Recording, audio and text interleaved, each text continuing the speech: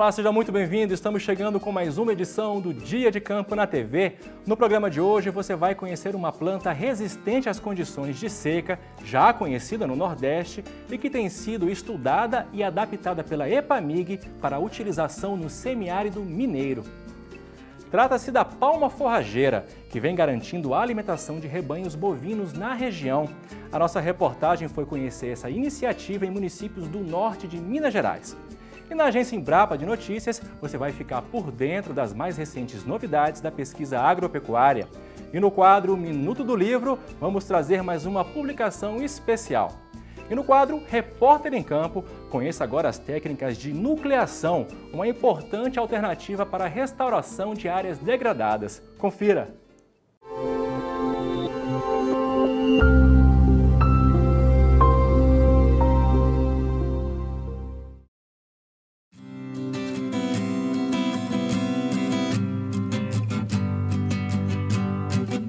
À primeira vista, este é apenas um suriri em um poleiro. Mas essa presença despreocupada é mais importante do que ele mesmo desconfia. As aves fazem parte de vários sistemas de recuperação ambiental, técnicas que buscam devolver as características naturais de áreas degradadas. Um trabalho simples, mas que pode ajudar os produtores a cumprirem as obrigações legais. Com a entrada em vigor da Lei de Proteção da Vegetação Nativa, que veio a substituir o Código Florestal, todo agricultor é obrigado a fazer o cadastro ambiental rural, que visa ter o conhecimento da propriedade rural, como onde estão as florestas ou a vegetação nativa e como essa vegetação nativa está conservada, né? Para todas as áreas que estão em débito com o Código Florestal, né, com a Lei de Proteção da Vegetação Nativa, o agricultor é obrigado a repor essa vegetação nativa. Isso, claro, depois de 2008, que é o que preconiza a lei. Então, as alternativas que a Embrapa vem estudando de técnicas de restauração vêm a suprir essa necessidade do agricultor em como ele pode restaurar a sua vegetação nativa da melhor forma. A restauração pode parecer bem óbvia, plantar mudas e esperar que tudo aconteça naturalmente. Mas o plantio de mudas em área total é uma opção arriscada. Tem alto custo, já que essas mudas são caras, exige manutenção constante e tem baixo rendimento, porque nem todas as plantas chegam à fase adulta. Entre a forma mais arriscada e a mais passiva de regeneração do solo, existem as técnicas de nucleação, que surgem como uma alternativa mais barata e eficiente para os produtores. A nucleação simplesmente vem da ideia de que a gente não precisa recobrir a área inteira com floresta. Se a gente criar numa área pequenos núcleos florestais, como esse que a gente tem aqui atrás, né, que a gente chama de capão de mato, um núcleo florestal é um capão de mato, se a gente criar esses pequenos núcleos, a tendência é que eles acabem atraindo fauna e facilitando a cobertura da área como um todo. O Grupo de Pesquisa em Manejo e Restauração da Vegetação Nativa da Embrapa Clima Temperado realiza experimentos com as técnicas nucleadoras desde 2017. São 6 técnicas descritas pela pesquisa e você vai conhecer cada uma delas a partir de agora.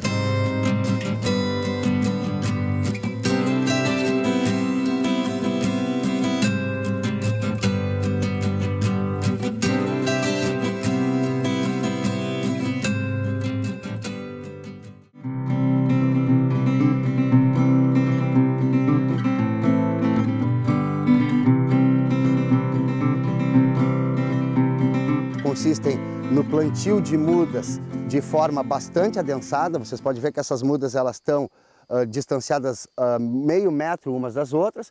E qual é a proposta disso aqui?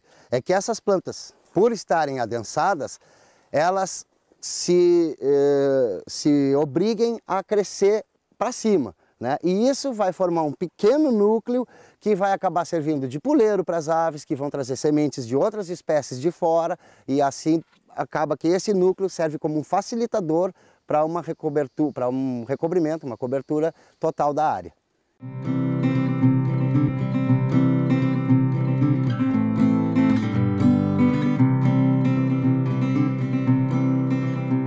Quando a gente tem esse amontoado de galho, a gente está criando um microclima diferente numa área aberta. Então, provavelmente, aqui sobre a galharia, a gente vai ter uma temperatura mais baixa e uma umidade maior, e isso pode favorecer a germinação de algumas espécies. Outro aspecto interessante dessas estruturas é que pequenos roedores utilizam elas para estocar sementes. Eles enterram muitas sementes para deixar para comer mais tarde, eles acabam esquecendo algumas e essas sementes podem vir a germinar e formar árvores no interior das galharias.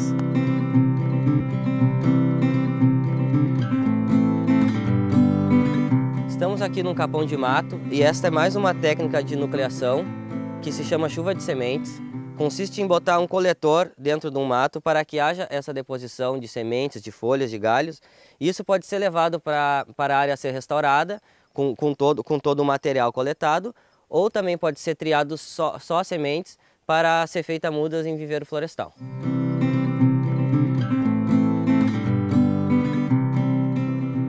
É uma alternativa bem interessante em função dos baixos custos. E não só por isso, é uma técnica que exige pouca mão de obra e não exige necessariamente maquinária agrícola. Existem algumas formas de distribuir esses coquetéis de sementes. Nas áreas de preservação permanente é interessante que se faça a lanço, né? Até porque é mais fácil. E a lanço pode ser de forma cobrindo toda a área, mas também pode ser feita em núcleos, que assim como em outras técnicas nucleadoras, esses pequenos núcleos com o tempo vão expandindo e vão se unindo um com o outro. E se expandem porque esses núcleos são pontos de atração da fauna.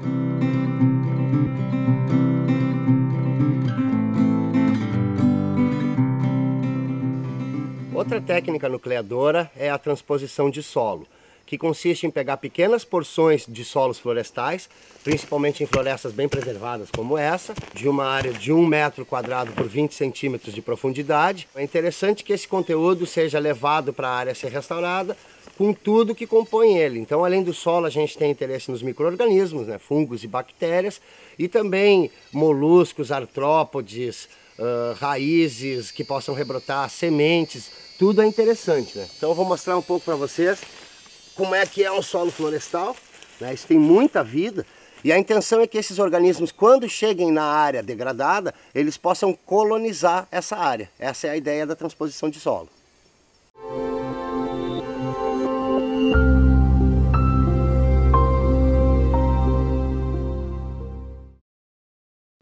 Importante cultura para a economia nordestina, o sisal vem sendo descoberto como uma boa fonte de alimentação animal. Acompanhe os detalhes a seguir. Felipe, na área do sisal que a gente está aqui num plantio, o que tem de novidade, o que vocês estão trabalhando com essa espécie? Bem, o sisal em si não é uma cultura, não é uma novidade aqui para o agricultor, para o produtor da região semiárida aqui nordestina, né? Mas nós estamos trazendo aqui uma novidade que é, na realidade, a utilização dessa planta para alimentação animal. Ela é uma cultura que, historicamente, inclusive teve uma importância muito grande economicamente em vários estados. A gente pode dar aqui o exemplo da Bahia, Pernambuco, na Paraíba, né, para a extração de corda, para a extração de fibra, para a confecção de cordas. E só que apenas 4% da folha é fibra, né? Só isso era aproveitado e o restante era perdido no campo, jogado, né? E viu-se que podia ser uma alternativa interessante para a alimentação animal. A partir daí, né, começamos a estudar e foi desenvolvida uma peneira para poder utilizar de forma mais eficiente esse material, né? Porque quando você fala de desfibramento, apesar de ser pequena a quantidade de fibra, né, mas uma pequena parte ainda vai no subproduto. Isso aí, quando os animais ingeriam, podiam causar problema, né? Nós desenvolvemos uma peneira rotativa que faz a separação dessa mucilagem que fica, dessa porcentagem de fibra que podia causar problema, né? E isso vem sendo utilizado para alimentação animal em várias regiões e para a região da gente, que tem passado aí por esses 5, 6 anos de seca muito severa, né, tem sido um alento para esses produtores, para esses agricultores familiares. Do ponto de vista nutricional, o que o sisal traz de nutritivo para o gado?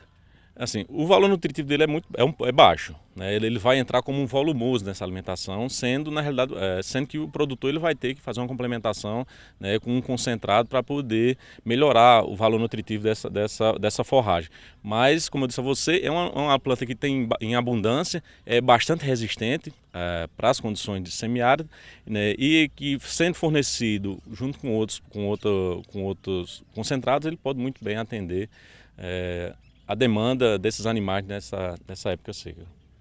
Então a grande novidade em relação ao sisal é a ampliação do seu uso, saindo da produção de fibras e agora sendo usado como alternativa para a alimentação animal, não é isso? Isso mesmo.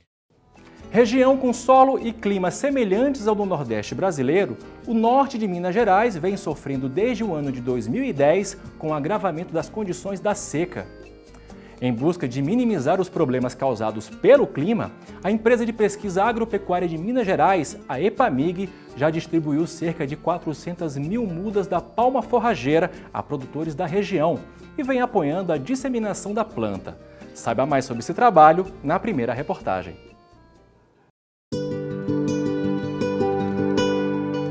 A intensificação da seca no semiárido mineiro nos últimos anos fez despertar nos produtores da região o interesse pela palma forrageira como uma alternativa para a alimentação e nutrição de bovinos. A planta é uma cactácea com grande reserva de água e capaz de fornecer energia para os rebanhos.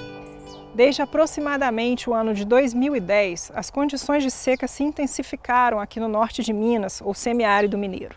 Foi buscando alternativas para a alimentação do gado que a empresa de pesquisa agropecuária de Minas Gerais investiu nos estudos com forragicultura.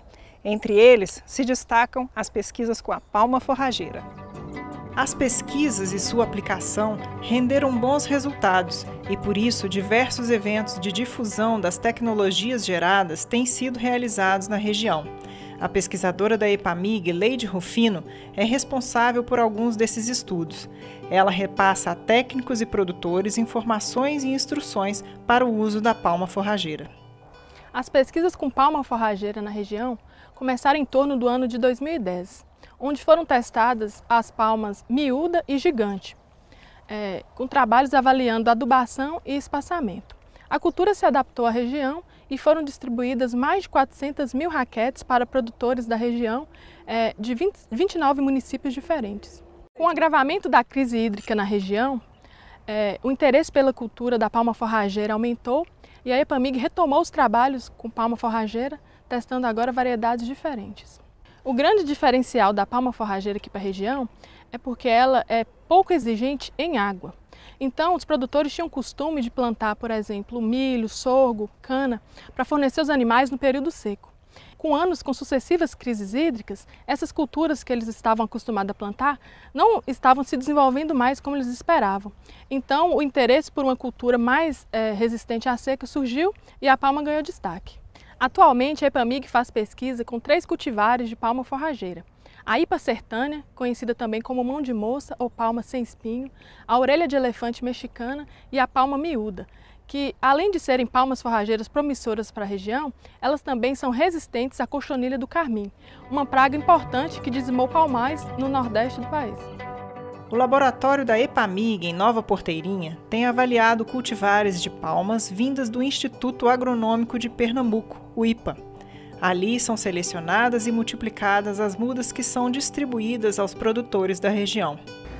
Nós trabalhamos com todos os genótipos que estão no campo. Assim que eles cresceram, a gente começou a selecionar essas plantas que não tinham doença e trouxemos para o laboratório. Justamente montar um banco de germoplasma, para a gente conseguir ter o material tanto em campo quanto in vitro. É o que a gente tem por objetivo principal, é a multiplicação dessas mudas.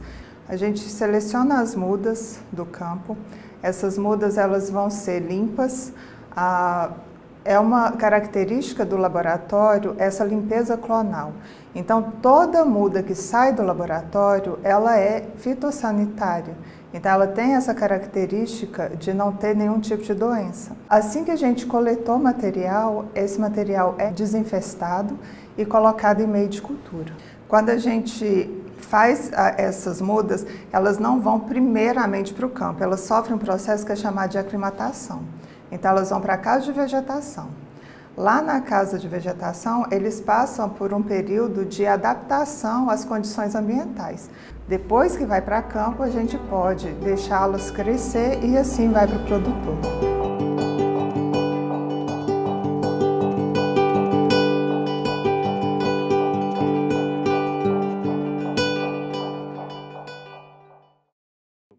Com a boa resposta à introdução da palma em Minas Gerais, produtores já multiplicam a plantação, garantindo assim a alimentação do gado. O trabalho já rendeu a implantação de 34 novas unidades de palma forrageira na região. Confira na segunda reportagem.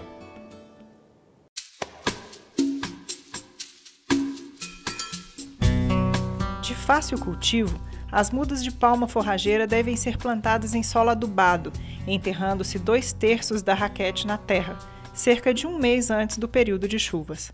Depois, é aguardar o resultado, que, a exemplo do Nordeste do Brasil, tem garantido a sobrevivência de rebanhos inteiros. O sucesso da implantação da palma levou a EPAMIG, a Secretaria de Agricultura de Minas, a Emater MG e o IPA a firmarem parceria para a transferência de mudas. E, na sequência, foi estabelecida a Rede Palma, um programa para a propagação da planta. A palma forrageira deu tão certo aqui no semiárido mineiro que o governo de Minas e a EPAMIG começaram a investir na propagação da planta. E quem vai falar sobre isso para a gente é a Poliana Oliveira, chefe de pesquisa da EPAMIG Norte. Olá, Poliana. O que aconteceu com o programa? Quais são os desdobramentos dessa pesquisa com a palma forrageira?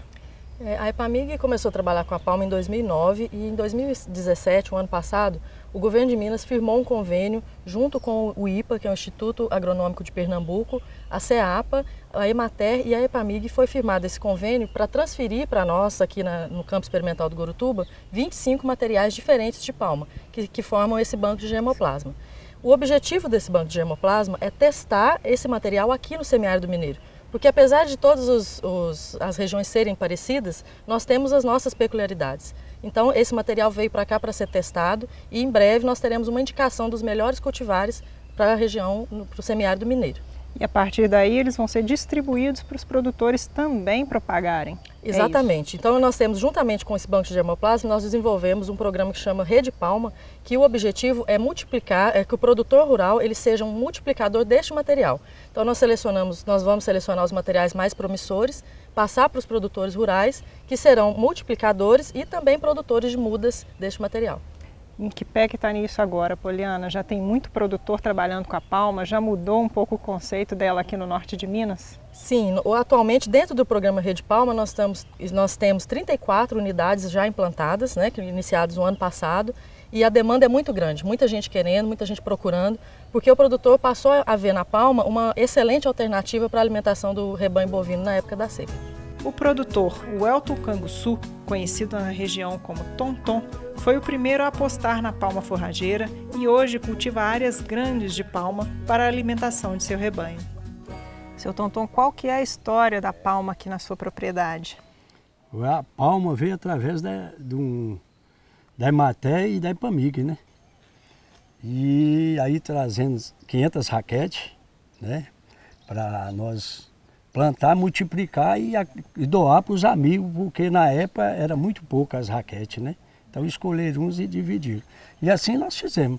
Aí eles passaram para a gente, foi na época certa, exata, sabe? Porque já começamos uma situação difícil. 2010 ainda estava ok. 2011 para cá já foi totalmente diferente. Então, com o plantio, nós implantamos essa palma aí, foi a salvação minha e dos outros que plantaram também, né? Era muita seca. Nossa, cada ano que passava, pior ficava. Cada ano era mais difícil.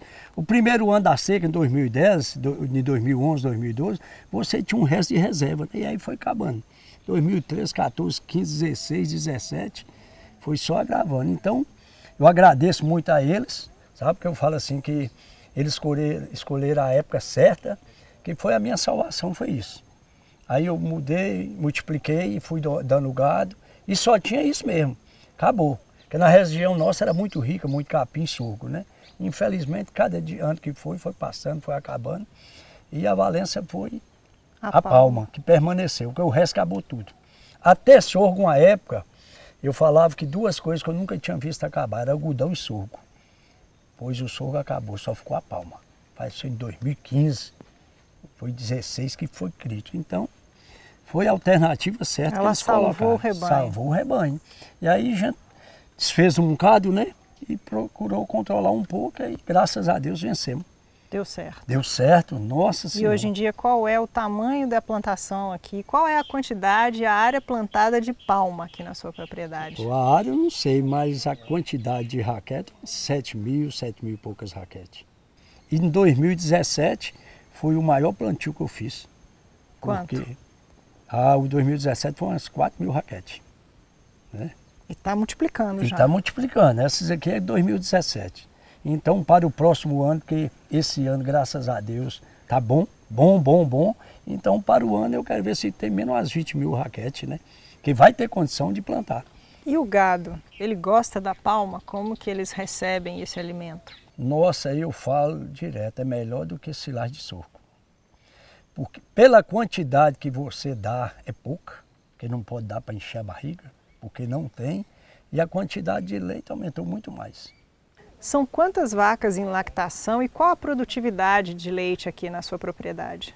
Hoje eu estou com 8 vacas paridas esse ano e tem 16 de bezerro velho. Já está no fim da lactação, né? Quer dizer, o forte mesmo é as vacas paridas em 2018. As outras tá já... Quando pare uma, desmama 3, né? Então está aí 24 vacas. E qual que é a produtividade? Hoje está a média de... Uns 8 litros, mais ou menos. Por vaca? Por vaca, é. Então, por dia, quanto o senhor leva? Por dia eu estou tirando 200 e pouquinho. Essa faixa, 200 e pouquinho. Mas a vaca que dá mais leite é a que está parida para você renovar. A outra está no fim da lactação. Tá? Você aguenta para não... Né? Qual que é o tamanho do seu rebanho? Hoje? Deve ter uns 80 animais. E todos eles se alimentam de palma? Ração. Mais as vacas leiteiras, né? Sim. Que é pouco. Tá. Agora, para o ano, se Deus quiser, vou dar as bezerras, novilha, tudo. Porque quem come é só as vacas, que é a prioridade, né? Entendo. Só tem que ser para elas, que se der outro rebanho fica pouco. Então a palma foi um bom negócio? O melhor negócio da vida. Primeiramente Deus, né? E ainda acertar o nosso palma. Que bom. Obrigada, seu Tonton. Vamos agora então ver o gado se alimentando da palma? Vamos sim. Vamos lá. Verdade, né? Hoje mesmo eles trouxeram, mas a gente tem que ir multiplicando. Se ganhar um é bom, e 2 melhor ainda, né?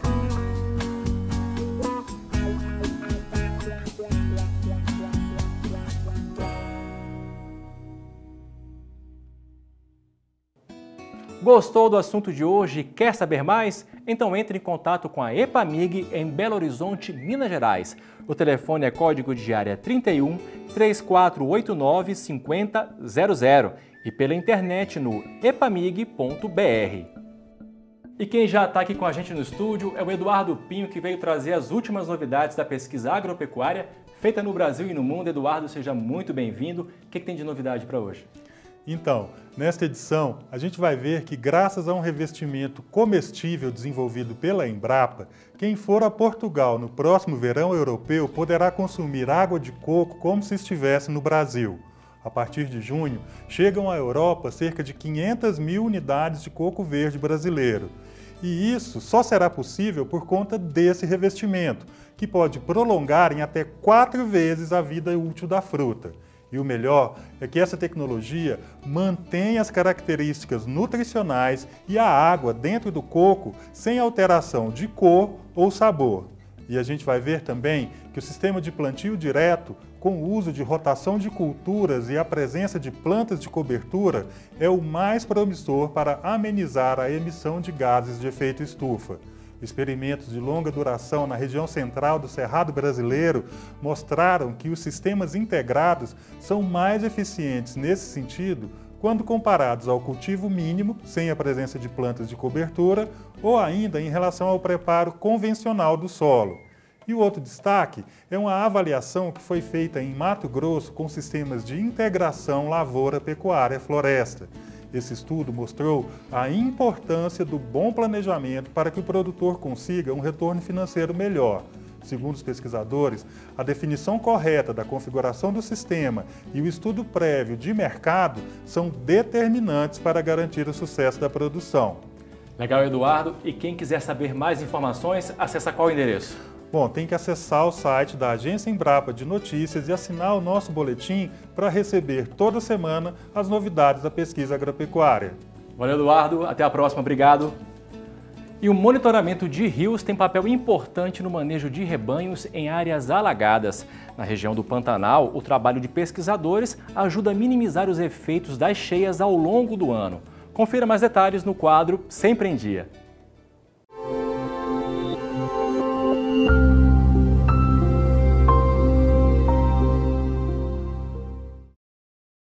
A Embrapa Pantanal faz o monitoramento desde a década de 90, baseada no nível dos rios da bacia do Alto Paraguai, tanto o rio Paraguai quanto os seus tributários.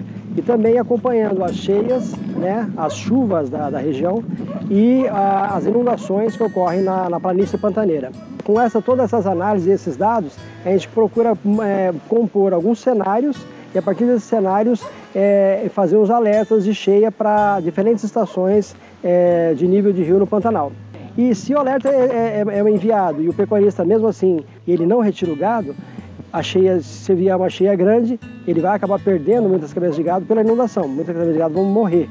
Então é uma situação difícil, complexa, complicada e que tem que ser então adotado o quê? Se fazer muitos cálculos, se analisar muitos dados, quanto mais dados possível, e de várias regiões, e poder fornecer para o pecuarista todos os elementos para ele tomar a decisão. Da mesma forma, as populações ribeirinhas, é importante que cada população ribeirinha tenha o seu representante e que avise as populações para que instituições como a Prefeitura, a Defesa Civil, possa vir a tomar alguma decisão. Nosso trabalho está sendo no sentido de se montar uma plataforma de reunião de todos os dados disponíveis sobre a bacia da região da bacia do Alto Paraguai. Essa plataforma se chama GeoHidroPantanal e é possível então vai ser possível nessa plataforma se encontrar a coletânea então de dados variáveis sobre a questão meteorológica e a questão hidrológica da bacia do Alto Paraguai. Então é importante que a gente ensine a população, mostre à população onde estão os dados, porque o Pantanal é muito grande, a bacia é muito grande e cada fazenda é uma realidade diferente e cada ano também é diferente do outro. Então é importante, primeiro, que a gente tenha transparência nas alertas que a gente faz e que a população também tenha acesso a essas informações e possa, por eles mesmos também, usar essa informação.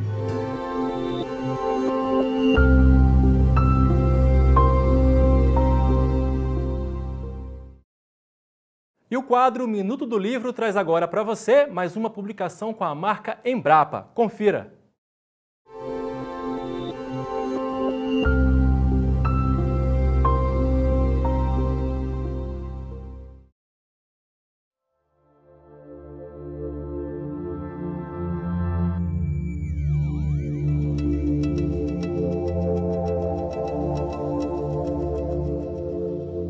Plantas Ornamentais da Caatinga é uma publicação destinada à valorização do potencial das espécies do bioma, ressaltando flores, frutos, troncos e outros elementos da flora da região.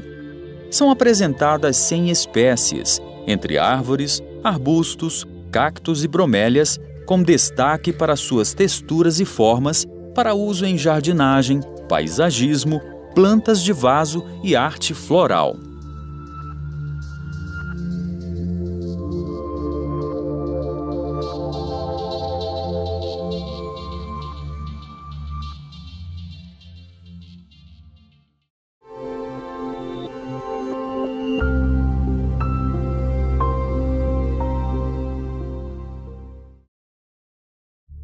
Para adquirir essa e outras publicações, basta acessar o endereço eletrônico da Livraria Embrapa, embrapa.br/livraria. E o Dia de Campo na TV fica por aqui. Para assistir a outras reportagens, acesse embrapa.br/Dia de Campo na TV. Muito obrigado pela sua companhia. Semana que vem temos um novo encontro. Até lá, tchau!